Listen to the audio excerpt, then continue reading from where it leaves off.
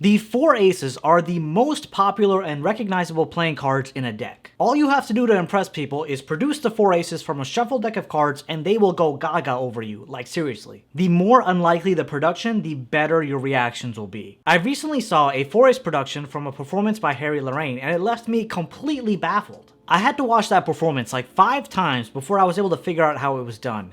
And now I'm going to share the secrets with you.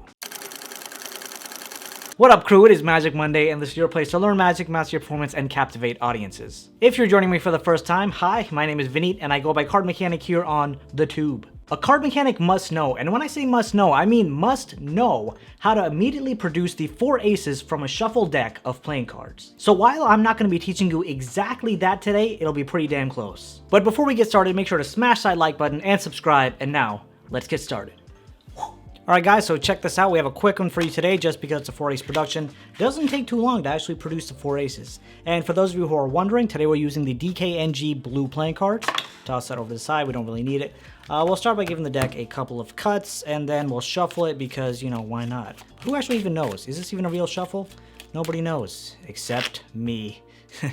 Anyway, so we're going to give the deck a couple of cuts. Let's say 1 cut here, 1 cut here, and then I'll even shuffle it up just like this. You can say when to stop. Let's just say right here, boom and boom. Check this out. We have the 1, 2, 3, 4 aces.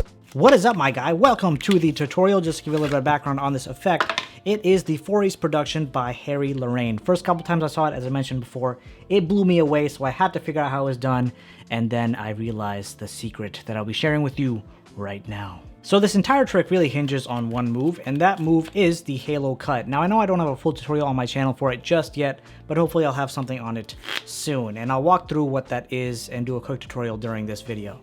So to start off this trick, you need the 4 aces, and you want to put them on top of the deck just like that. Pretty simple stuff. Now what I would recommend is to practice doing a couple of false cuts, false shuffles, just to kind of show the spectator that the cards, the aces, are somewhere in the deck. So what I usually do is a couple of false cuts first. So I do a swing cut, swing cut. This is the bottom packet, put on the bottom. This is a center packet, put it in the center. This is a top packet, put it back on top. And we have the 4 aces still right, that's 3. 4 aces still right on top. It's pretty cool. So I'll put a link to a couple of false cuts on the screen. You can check it out. And then I also do a false overhand shuffle that looks something like this. Toss over a packet of playing cards, pull them back, toss the rest over like this. Grab a thumb break over here, push down forward. Continue doing the overhand shuffle. When you get to that break, release all the cards above it, throw that on, and the 4 aces are still over there. Again, tutorial for it will be on the screen and maybe in the description. We'll see what happens. Here's what's going to happen next. Once you've convinced the spectator that you have shuffled the deck, you're going to show them how to produce the 4 aces from a shuffled deck of playing cards. So you're going to turn the deck over, and this is where you're going to do the halo cut. In theory, the halo cut, all it does is it retains the bottom card. So what's actually going to happen is as you're giving the deck a swing cut like this, you're also going to be grabbing the bottom card and putting it as the bottom card of this pile. Now technically it's not the bottom card, but the deck is facing up, so technically it's on the bottom. So you're going to pull that out and put it face down. That's literally what the halo cut is, and that brings the bottom card to the top of the pile that you've just cut. So let me break that down in a bit more detail so you can see what's going on. This is what's going to happen. You're holding the deck in a mechanic's grip in your non-dominant hand. Now you're going to come over and do a swing cut. So you're coming into a biddle grip like this, these 2 fingers on top, this on the bottom. And first thing you want to actually learn is the swing cut. So if you don't know how to do the swing cut, I can't help you. I'm just kidding. All you have to do for the swing cut is pick up a chunk of playing cards here. I would say pick up about 1/4 of the deck, pick up a chunk of playing cards, swing it over, grab with your thumb here like I just did, pull that out, and that's a swing cut. Now, in the halo cut, you want to mimic that natural motion of doing just this, right? So what you want to do is practice doing this. And once you get better at it, what you have to learn is when you're coming here and gripping this, right? Coming here and gripping here, this part of your hand is also going to grip this bottom card. So you're gripping like this. And when you're pulling, you're also pulling that bottom card with you. Now that was a bit sloppy, but as soon as you do the swing cut, you kind of want to hold this for now. Don't let go of this because otherwise the card will mess up like I just did.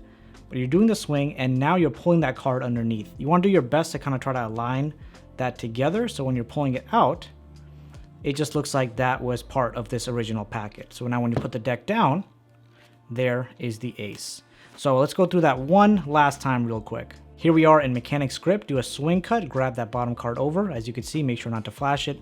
Practice in front of a mirror, that'll really help, and you put that down. You're gonna repeat this step one more time. Swing cut, grab that bottom card, as you can see. Put that down. We have the 2 aces here. Now you kind of want to switch it up. It gets a little bit boring if you just do the same thing over and over again. So in my performance, what I did is a shuffle. Now keep in mind, these 2 aces are on the back of the deck. And now what I do is a shuffle. So when I'm starting doing the overhand shuffle, I peel off the top card here and the back card over here. So when I'm gripping, these 3 fingers are gripping here, or actually I would say these 4 fingers are gripping here. My thumb is gripping in the front. I pull both of those cards out, just like this. So again here, pull the ace in the back, the single ace in the back, and 1 card from the front. And then you ask the spectator, you keep shuffling, peel off 1 or 2 cards. Ask the spectator when to stop. So it seems like a completely free choice. They yell at stop here. Turn this around like this. Turn this around like this. And then we have the 1, 2, 3, and 4 aces. The only tip I have for you here is practice the halo cut whenever you can, wherever you can, ideally in front of a mirror or in front of a camera. Just practice the halo cut because, like, for example, check this out. Here I have the 2 of diamonds. I want to retain the 2 of diamonds on bottom, give the deck a cut. 2 of diamonds is still there. It's just absolutely incredible. Then if you want to go ahead, do the bottom deal or something to bring that card out, it's there. It's at the tip of your fingers the entire time.